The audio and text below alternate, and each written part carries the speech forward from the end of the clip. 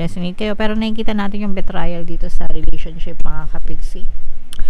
You are so heartbroken. Feeling mo binitray ka ng person mo. Pwedeng, guys, parang binetray ka niya in a sense na parang yung mga promises niya sa iyo, hindi niya ginagampanan or hindi niya magampanan, and that's why you felt betrayed, mga kapigsi. Okay, feeling mo tinrider ka ng person mo kasi yung mga pangako niya sa iyo hindi niya ginampanan. So, yung tipong kung nangako siya sa iyo dati na forever, hindi kita iiwan, ikaw lang mamahalin ko, habang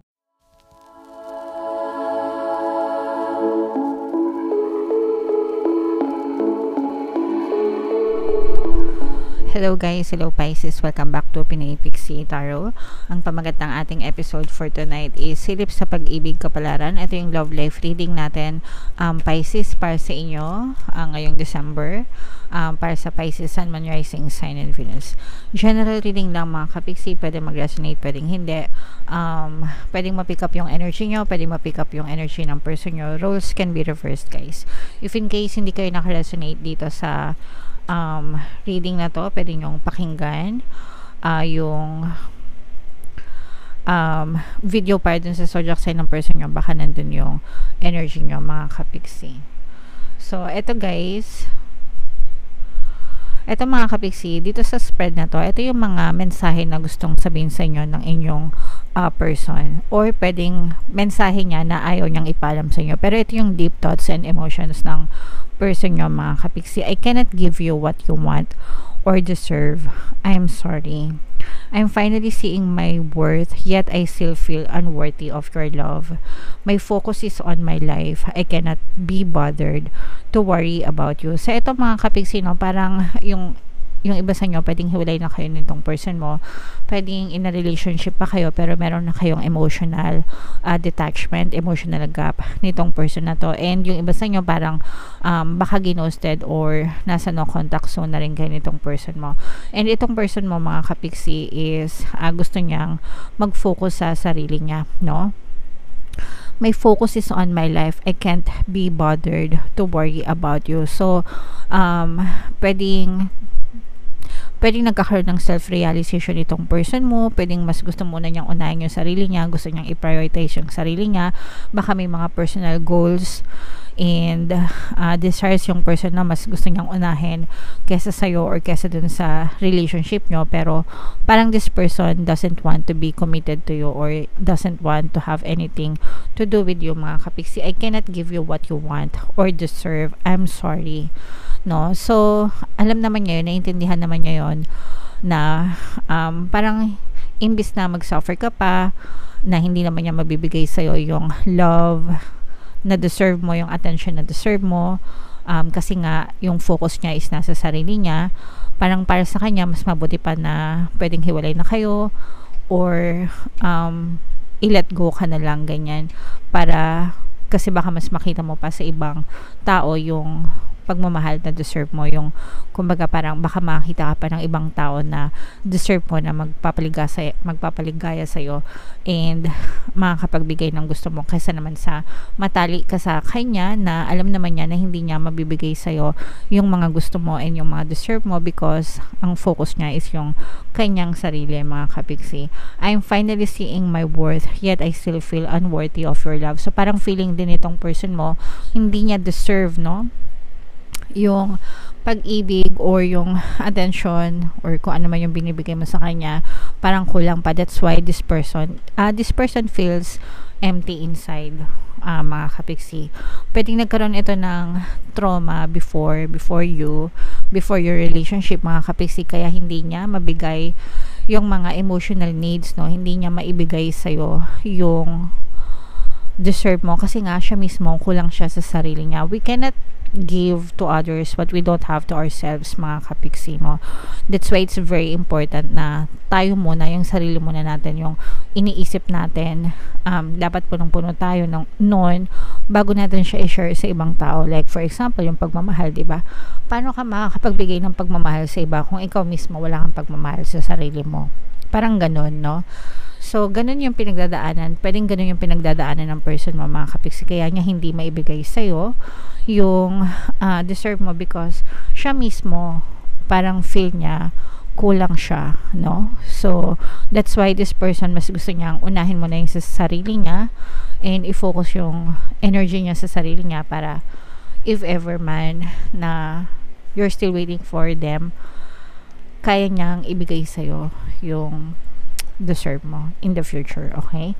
Pero for now, mukhang nakadistansya itong person mo sa'yo. So, tingnan natin. Comment down below, Pisces, no? If feeling nyo naka-resonate kayo dyan. Pwedeng in a relationship pa kayo, pero malabo na. Pwedeng hiwalay na kayo, mga kapiksi. So, tingnan natin yung ganap sa love life nyo, guys. Shuffle ko to. Hanapin ko yung love energy and yung energy ng Pisces, mga kapiksi. Habang sinashuffle ko to, panoorin nyo muna tong video natin regarding sa ating paano mag-manifest ng abundance video course. Kapiksi, sawa ka na ba sa mga struggles at hirap sa buhay mo? Masipag ka ba at masikap sa buhay ngunit hindi ka pa rin umaasenso? Ilang beses ka na bang nag-attempt magnegosyo at mag-invest pero palagi ka pa rin nalulugi? Sa pagkakataon na ito ay maaaring may subconscious beliefs ka na nagiging balakid sa iyong pag-unlad at pagyaman. Introducing, paano mag-manifest ng abundance video course.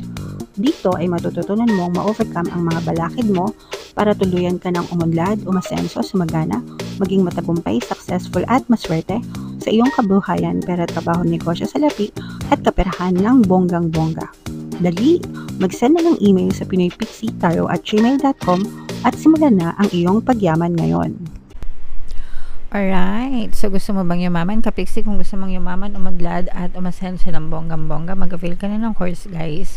Kasi sobrang ganda talaga niyan. And good news, mga kapiksi, no? Dahil Christmas season ngayon, meron tayong Christmas sale. Magbibigay ako ng 1 free pampaswerte subliminal plus 10% discount, guys, sa lahat na mag-avail ng course. Kaya mag-avail na kayo habang meron pa kayo mga 13th-month pay.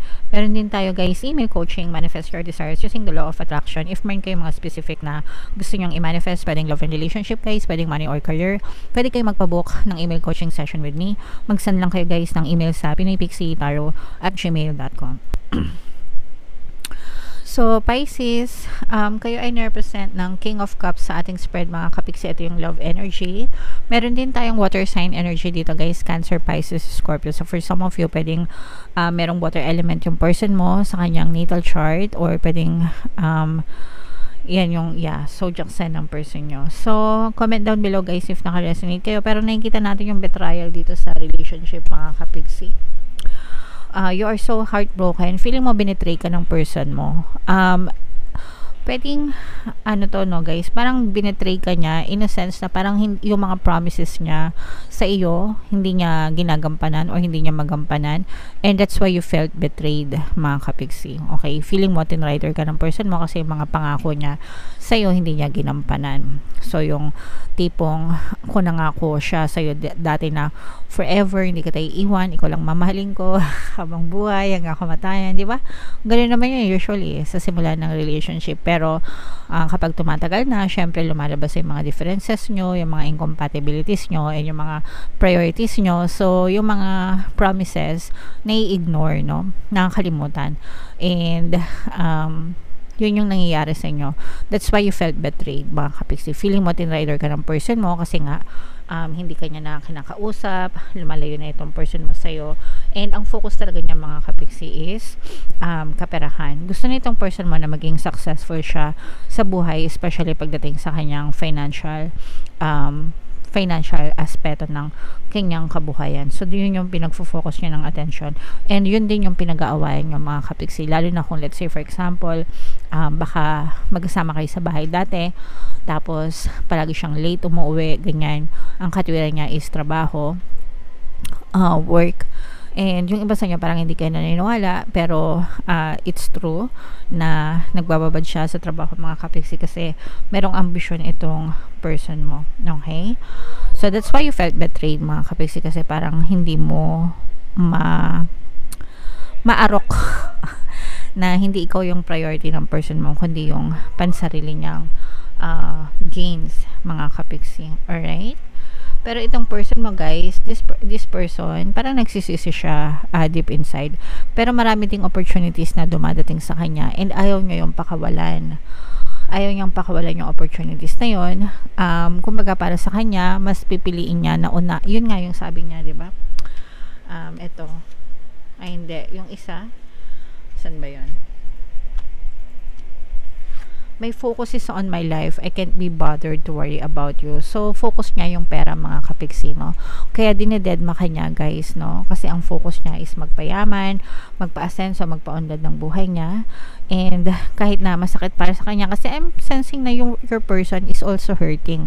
Nasasaktan din siya, pero hindi kasing grabe siguro ng pain na pinagdadaanan mo, because kapag ginawa niya yon, parang alam niya na mauuwi sa lahat, sa wala yung kanyang pinaghirapan para sa sarili niya, mga kapiksi. Yes, itong person mo, gusto niya samantalahin lahat ng pagkakataon, lahat ng opportunities na dumadating sa kanya pagdating sa trabaho, sa kaperahan. I'm even sensing na baka yung person mo is may balak mang ibang bansa kung wala pa siya sa ibang bansa, ganyan, or parang may balak siya na lumipat ng trabaho, maghanap ng mas malaking sweldo, pero yun talaga yung focus ng kanyang energy, mga kapiksi, kasi gusto niyang makapag-establish ng matibay na financial na status sa buhay niya, mga kapiksi. So this person is very career oriented or money oriented, mga kapiksi, kung negosyo, pero pera yung kanyang priority kesa sa iyo, mga kapiksi. Okay? So if ever man na in a relationship kayo nitong person na to and ayaw mong kumawala sa kanya, kailangan mo magbaon ng maraming pasensya, pagtsatsaga, and pag-uunawa, mga kapiksi, suporta. Kasi you have to understand na hindi ikaw yung priority niya, kundi yung sarili niya. So if willing ka to sacrifice that, kailangan mong tanggapin. Okay, otherwise, nasa sa'yo naman yun.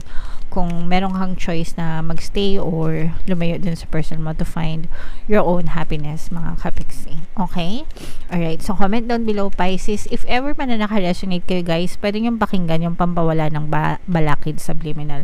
Kasi yung pampawala ng balakid subliminal, nandun yung lahat ng balakid sa relationship nyo, in-laws man, trabaho man, sugal man, alak man, barkada man, babae man, or third party man, mawawala yon sa kanila, and kayo yung gagawin nilang priority, mga kapiksi.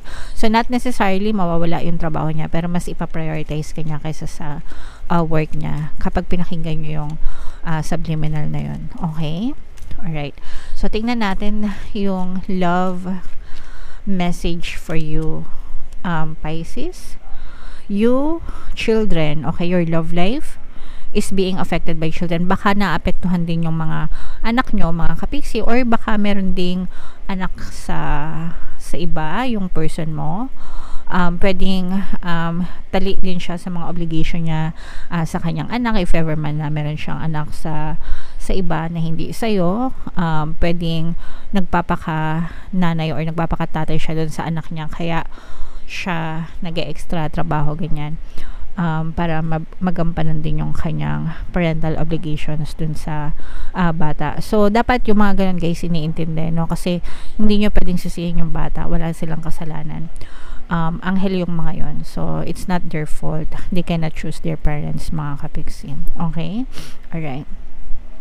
So comment down below, Pisces, if ever na naka-resonate kayo dito sa messages para sa inyo. Guys, ito yung ating 2024 kapalaran. Kung hindi nyo pa napapanood, panoorin nyo na. Super nice, super ganda.